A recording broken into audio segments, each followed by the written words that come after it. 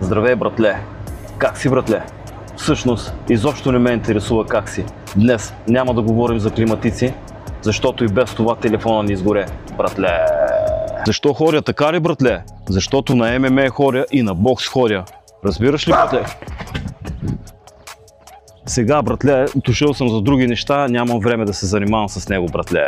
Мерцедес C180. Отзад може да ги оправяш по две. Сеш се. Предницата, братле, е просто брутална на този автомобил. C180 с уникална броня. Виждате какво изпълнение. Имаме хром, мром и всичко наблъскано. Адаптивни фарове, марове. Просто правят в нощта ден, братле. Бача, я ела насам. Ела, братле. Ела да покажем тук на хората този Мерцедес. Волана уникален на докосване. Знаеш как е, братле. Много е приятно. Тук имаш дори дупчица. Има дупчица по средата на волана, братле. Автомат, защото ние не обичаме да ръчкаме. Разбираш как е.